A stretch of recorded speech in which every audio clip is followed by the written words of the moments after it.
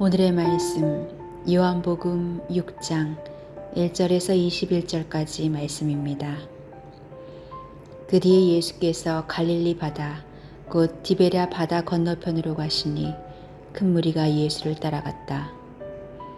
그것은 그들이 예수가 병자들을 고치신 표징들을 보았기 때문이다. 예수께서 산에 올라가서 제자들과 함께 앉으셨다. 마침 유대 사람의 명절인 유월절이 가까운 때였다. 예수께서 눈을 들어서 큰 무리가 자기에게로 모여드는 것을 보시고 빌립에게 말씀하셨다. 우리가 어디에서 빵을 사다가 이 사람들을 먹이겠느냐? 예수께서는 빌립을 시험해 보시고자 이렇게 말씀하신 것이었다. 예수께서는 자기가 하실 일을 잘 알고 계셨던 것이다. 빌립이 예수께 이렇게 대답하였다. 이 사람들에게 모두 조금씩이라도 먹게 하려면 빵 200데나리온 어치를 가지고서도 충분하지 못합니다. 제자 가운데 하나이며 시몬 베드로와 형제가 아닌 안드레가 예수께 말하였다. 여기에 보리빵 5개와 물고기 2마리를 가지고 있는 한 아이가 있습니다. 그러나 이렇게 많은 사람에게 그것이 무슨 소용이 있겠습니까? 예수께서는 사람들을 앉게 하여라 하고 말씀하셨다. 그곳에는 풀이 많았다. 그래서 그들이 앉았는데 남자의 수가 5,000명쯤 되었다.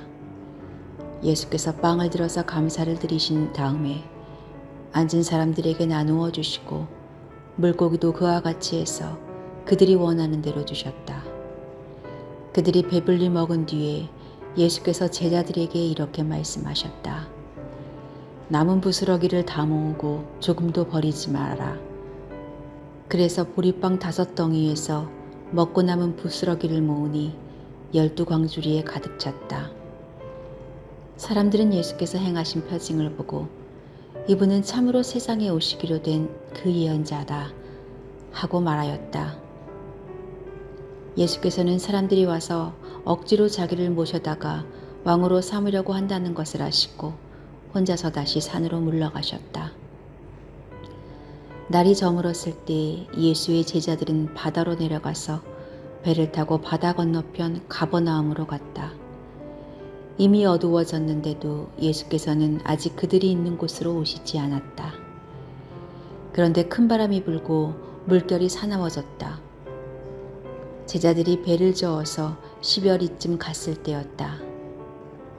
그들은 예수께서 바다 위로 걸어서 배에 가까이 오시는 것을 보고 무서워하였다. 예수께서 그들에게 말씀하셨다. 나다, 두려워하지 말아라. 그래서 그들은 기꺼이 예수를 배 안으로 모셔들었다. 배는 곧 그들이 가려던 땅에 이르렀다. 강같이 흐른다는 이미지는 풍족한 것, 부족함이 없는 것을 의미합니다. 건조한 기후로 인해서 물을 구하기 어려운 환경 속에 살았던 이스라엘 백성들에게 강같이 흐르는 생수라는 이미지는 축복이었습니다. 시편 23편에서 언급되는 쉴만한 물가나 신명기 8장 7절에 약속된 시내와 분천과 샘은 바로 이런 이스라엘 백성과 고대 근동 사람들의 축복에 대한 소망이 반영된 것입니다. 하나님은 이스라엘 백성에게 마르지 않는 샘, 쉴만한 물가를 약속하셨습니다. 그래서 아브라함과 그 자손들이 가는 곳마다 우물을 허락하셨고 블레셋 사람들에게 반복적으로 우물을 빼앗기면서도 다시 새로운 우물을 찾는 그들을 보며 블레셋 사람들은 하나님께서 아브라함과 이삭과 함께 하신다라고 고백하기도 했습니다. 하나님은 이렇게 이스라엘 백성에게 끊임없이 흐르는 샘물, 마르지 않는 우물을 약속하셨습니다. 그러나 그것은 하나님의 명하신 대로 공의를 행하며 하나님의 길을 따를 때에 약속되어 있는 것입니다. 애굽에서의 종살이를 마치고 가나안에 돌아온 이스라엘 백성들은 점점 하나님의 뜻과는 관계없는 삶을 살게 되었고 무엇보다 그들 가운데 하나님의 정의와 공의가 사라지게 되었습니다. 이스라엘의 왕 요아스의 아들 여로보암의 시대에 드고아의 목자였던 아모스는 하나님의 법과 정의를 잃은 이스라엘과 유다를 향해 하나님의 심판을 선포했습니다. 그들을 향해서 하나님께서 이제 번제나 소제, 살찐 희생의 화목제도 돌아보지 않으실 것이라고 말씀합니다. 하나님은 이제까지 이스라엘 백성에게 시내와 샘을 허락하셨던 것과 같이 이제 이스라엘 백성이 정의를 물같이 공의를 마르지 않는 강과 같이 회복하여야만 할 것이라고 선지자를 통해서 말씀하셨습니다. 그러나 당시 사람들 속에는 불의와 욕심과 가난한 자를 압제하는 범죄만이 강같이 흘러가고 있을 뿐이었습니다. 하나님의 공의는 터진 샘과 같이 그들 가운데 남아있지 않았습니다. 그리고 결국 이스라엘 백성들 가운데 정의와 공의는 다시 흘러나지 않았고 마지막에는 바벨론에 멸망당하고 심판받아야 했습니다. 이후 심판과 회복의 과정을 통해 바벨론 포로에서 돌아온 이스라엘 백성은 이제 율법의 백성으로 살아가기로 다짐했습니다.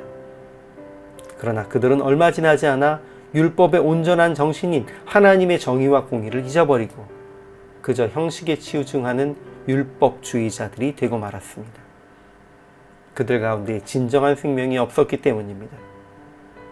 이렇게 희망이 없는 세상을 향해 하나님은 그리스도를 보내셨고 그를 통하여 영생의 말씀, 마르지 않는 생수의 강을 선포하십니다.